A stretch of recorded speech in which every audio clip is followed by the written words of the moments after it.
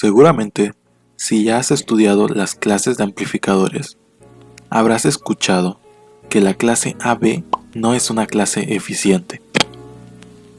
Tal vez has visto gráficas como estas en la que comparan las clases A, clase B, clase AB, clase D y otras mediante términos de eficiencia, siendo la menos eficiente la clase A y la más eficiente la clase D.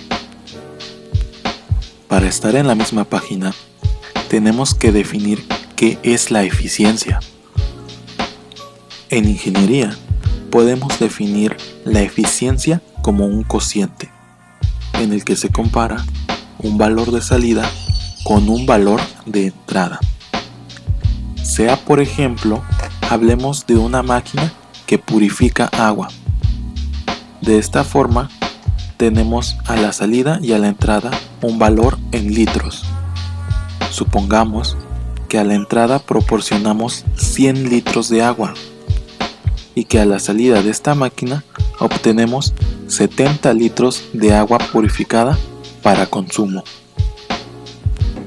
Ahora dividimos esos 70 litros a la salida entre los 100 litros a la entrada, obteniendo 0.7, lo cual, si lo pasamos en un valor de porcentaje multiplicándolo por 100, podemos ver que nuestra eficiencia es de un 70%, es decir, nuestra máquina tiene una eficiencia del 70% al purificar agua.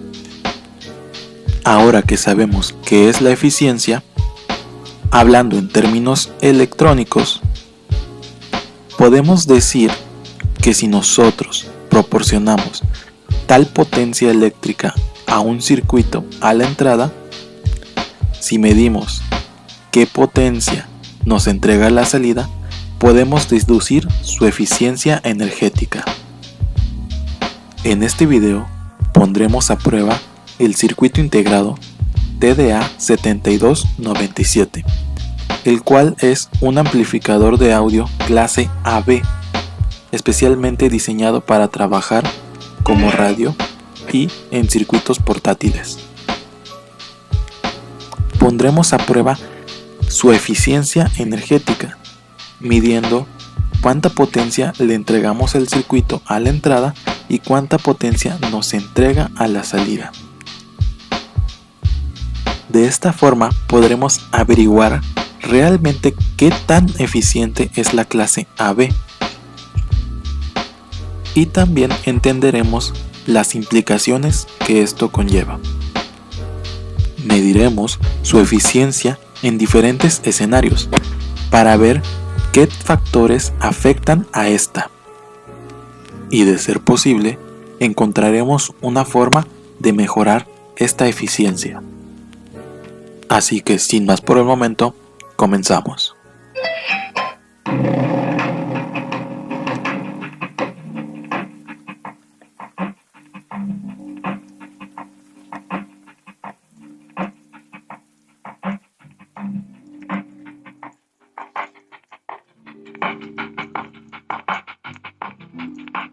Para comenzar, estaría bien revisar unos cuantos detalles sobre nuestro circuito integrado.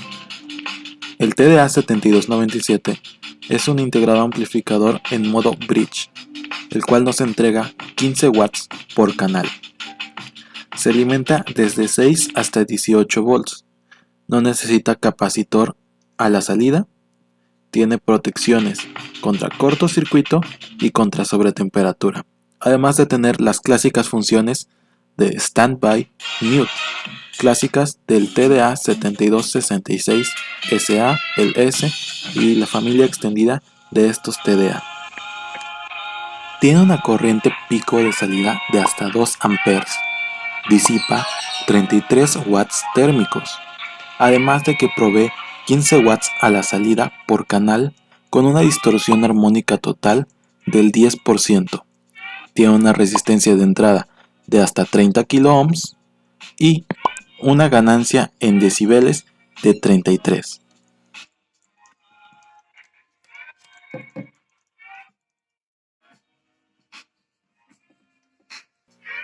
Para el circuito, me basé en la propuesta de aplicación que viene en el datasheet, la cual nos ofrece una solución con microcontrolador y otra de una forma más análoga para los pines de standby y de mute. En mi caso, utilicé dos resistencias de 30 kΩ para formar un divisor de voltaje y utilicé el capacitor de 10 microfaradios que viene sugerido en el datasheet para así conectar los pines 7 y 6 correspondientes a standby y mute respectivamente.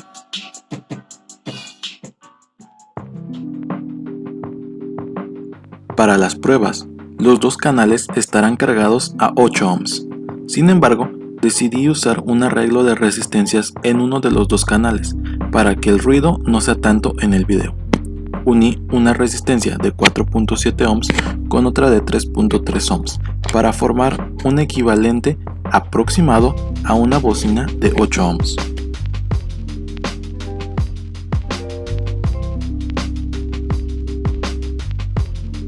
También coloqué una resistencia en serie con la alimentación del circuito, de valor 1 ohm. Esta resistencia se le conoce como resistencia shunt y me servirá para medir la corriente que ingresa en el circuito. El diagrama de conexión es el siguiente. La razón de ser de esta resistencia es poder medir la corriente que circula por el circuito, y ya que es de un valor muy pequeño, podemos despreciar sus efectos en este. Ahora, como la resistencia y el amplificador están en serie, la corriente que circula por ambos es la misma. Por lo tanto, la corriente que demande el amplificador al funcionar será la misma que pase por la resistencia. La corriente que pase por esa resistencia creará una caída de voltaje, y esa caída de voltaje es la que mediremos con un multímetro. De esta forma, al conocer la caída de voltaje en la resistencia y al conocer el valor de la misma, podremos calcular la corriente que circula por todo el circuito.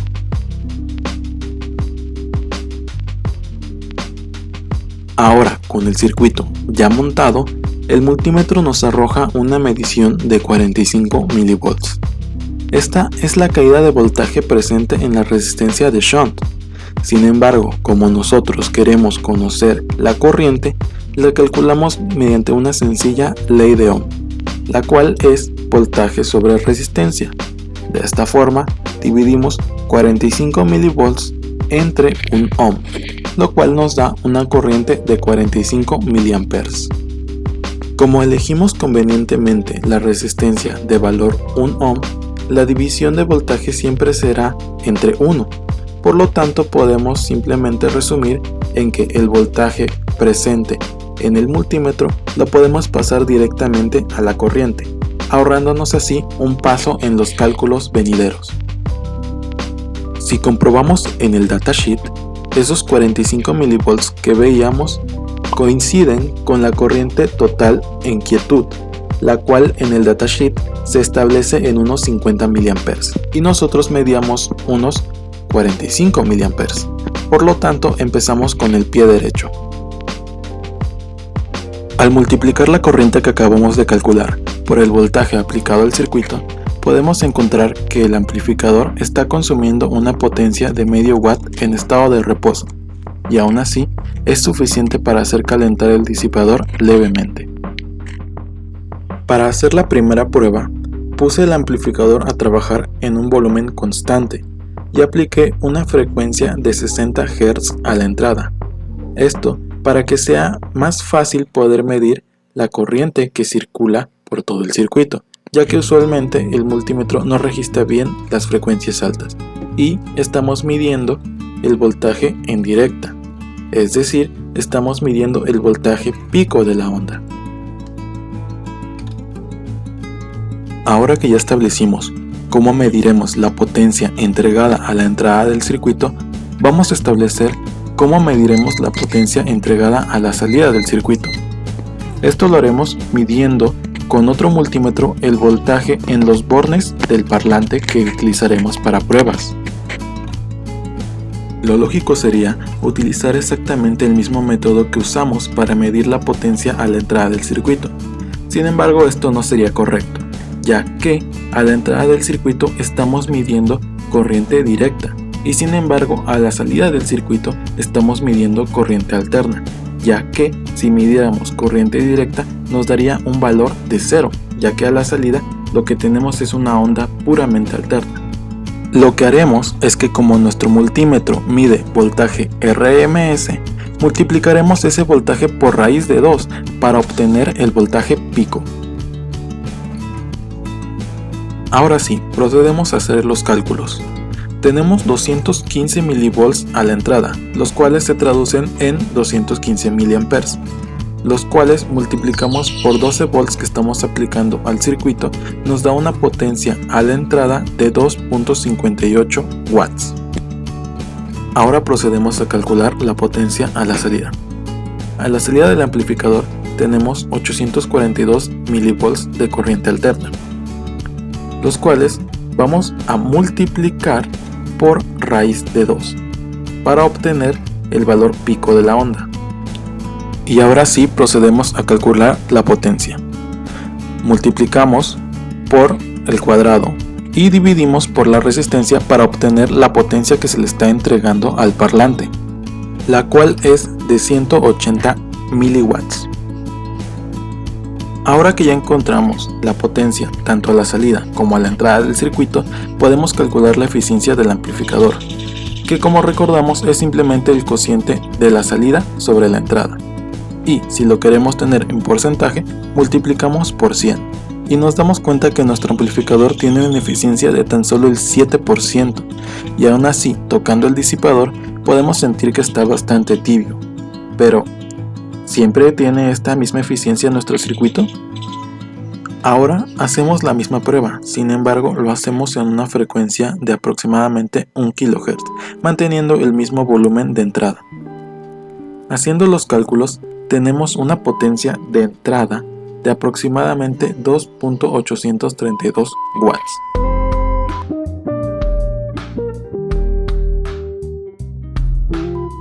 Ahora, haciendo el cálculo de la potencia de salida, podemos recalcular la potencia en aproximadamente 0.2025 watts.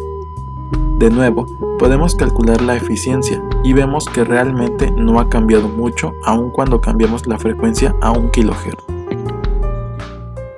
Seguí aumentando la frecuencia de 2 en 2, pasando de 1 kHz a 2 kHz, a 4 kHz, a 6 kHz y a 8 kHz. Y aún así los dígitos en el multímetro no cambiaron mucho, es decir, la eficiencia no varió mucho del 7%. Entonces, ¿qué se puede hacer? Para esta prueba decidí usar un La en un tono de 440 Hz y decidí usar un volumen más alto. En específico, decidí subir el volumen hasta llegar antes de saturar la onda. Así no tendría distorsión y podría medir con total seguridad.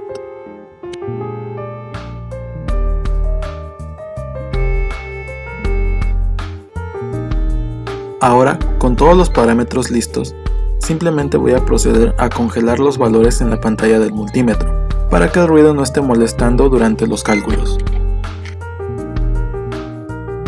Ahora sí, vuelvo a calcular todos los valores para la potencia de entrada. 1 volt de caída en la resistencia del shunt nos da 1 ampere a la entrada, lo que quiere decir que estamos consumiendo 12 watts a la entrada. Y cuando tenemos 4.12 volts a la salida, podemos calcular una potencia de aproximadamente 4.86 watts a la salida, lo cual nos da una eficiencia de aproximadamente 40%. ¿Por qué de repente se disparó tanto la eficiencia? Bueno, es simple. Por esta y más razones es que es útil leer el datasheet de un componente que vayamos a utilizar, ya que, si nos damos cuenta, en esta hoja nos provee una lista de tablas y, entre todas estas tablas, nos provee con una muy peculiar.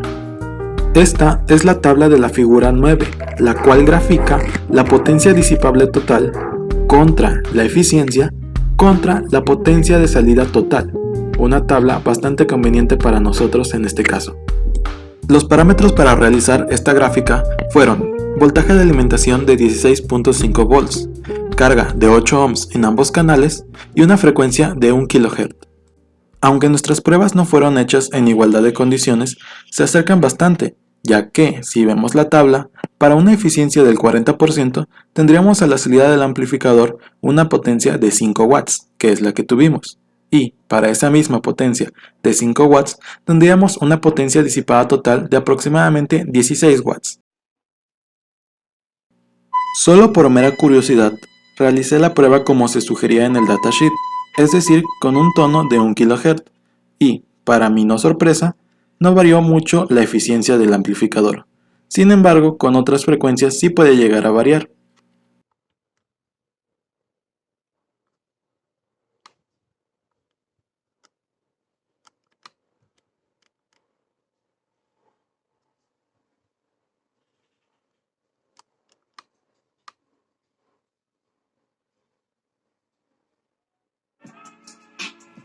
Finalmente, para concluir el video, quiero recalcar que las pruebas no fueron tan rigurosas como a mí me hubiera gustado que hubieran sido, ya que, para hacer unas pruebas más rigurosas, podría haber usado una pinza amperímetrica para no tener que interrumpir el circuito y poner una resistencia de 1 ohm, ya que si bien 1 ohm no es un valor de resistencia muy grande, sí es significativamente grande comparado a otros valores de resistencia de shunt. Finalmente, si te gustó o te sirvió el video, me puedes regalar un like y un comentario, además de suscribirte a mi canal, ya que planeo abordar temas como estos en siguientes videos. Sin más que decir, me despido y los veo en siguientes videos.